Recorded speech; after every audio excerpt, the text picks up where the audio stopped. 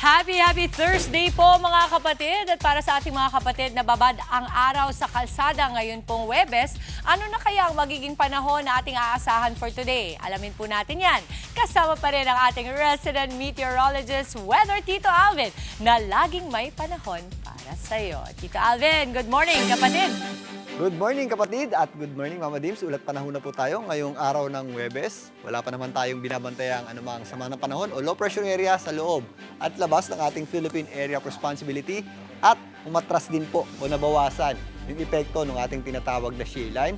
At samantalang din, humina rin po yung epekto ng ating amihan o yung ating tinatawag na northeast monsoon. Pero saan pa rin po natin ang malalamig na gabi at madaling araw dahil pa rin sa epekto ng amihan sa malaking bahagi po ng Luzon. Kasama na rin po dyan ang Metro Manila. Dahil nga sa bahagyang pag-atras ng ating shear line, nabawasan na po yung ating mga pag-ulan sa malaking bahagi ng Mindanao. Kung may mga pag-ulan tayo dyan, ito po yung mga pag-ulan na lamang na nangyayari tuwing hapon o gabi o yung ating mga tinatawag na afternoon showers at thunderstorms. Ganun din po ang aasahan nating panahon sa malaking bahagi ng Visayas na kung saan mga localized o pulupulong pag-ulan na thunderstorms na lamang ang ating aasahan tuwing sumasapit ang hapon at gabi. Pero sa darating na weekend, muling babalik yung epekto ng ating shear line na magpapaulan muli sa ilang bahagi ng Eastern Visayas, particularly dito po sa area ng Leyte, maging sa northern portion ng eastern portion ng Mindanao na kung saan possible po yung ating mga thunderstorms yan, lalong-lalo na po sa area ng Caraga dahil nga sa pagbabalik ng ating tinatawag na shear line.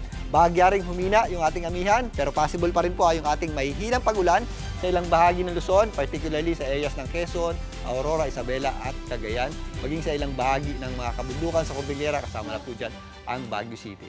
Pero bagamat humina, nakakita tayo ng pagtaas ng bahagya ng ating minimum temperature, pero malamig pa rin po ang ating mga gabi at madaling araw dahil meron tayong tinatawag na wind chill o yung mismong lamig na nagmumula sa ating hangin o yung mismong lamig na nagmumula sa hanging amihan. So, mag-ingat at mag-ready pa rin po tayo sa matinding lamig ng panahon, lalong-lalo na sa gabi at madaling araw. Dito nga sa Metro Manila, magpapatuloy po ang maliwalas na panahon. Ngayong araw na ito, hanggang sa pagpasok na po yan ng weekend, makakaasa po tayo ng magandang sikat ng araw sa umaga hanggang tanghali.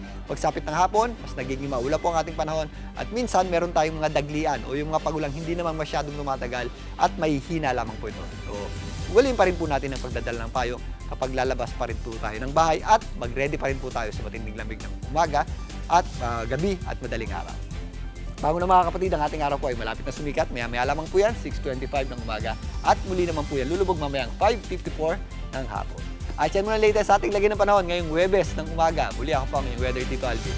Lagi may panahon para sa iyo. Mga kapatid, dito Alvin Pura po na laging may panahon para sa iyo, umaraw man o umulan, dapat laging handa. Kaya para maging updated sa pinaka-latest weather updates, mag-follow at mag-subscribe na sa social media pages ng News 5.